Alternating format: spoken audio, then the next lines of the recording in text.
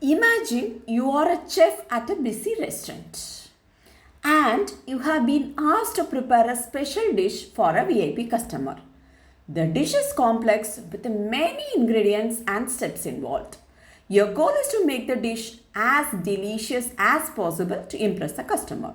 So you gather all the ingredients, vegetables, spices, meat, etc., which is something similar to inputs in a neural network. Next, you start your cooking.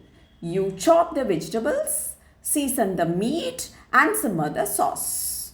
So each step of cooking involves transforming the raw ingredients into something more delicious. So these steps are like the hidden layers in a neural network. Finally, you plate the dish, adding some garnishes and arranging everything beautifully. So this dish is like the output of the neural network. The taste and presentation are the result of all the cooking steps you have done. You serve the dish to the customer and they take a bite. You get the feedback from the customer stating that the dish is good but it could use a bit more spice and the meat was slightly overcooked. This feedback is like calculating the error in a neural network where you understand how far your result is from the ideal. So now as the chef you analyze what went wrong.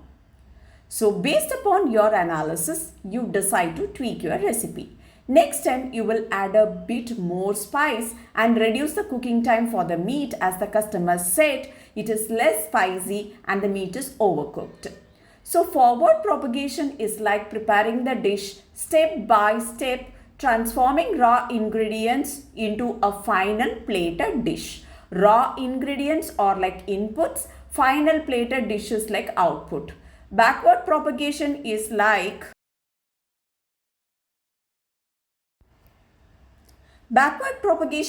receiving a feedback on the dish, analyzing what went wrong and adjusting the recipe, which is like updating weights to make it better next time. The goal of this entire process is to create a dish which is output that's as close as possible to perfection. Basically, we try to minimize the error.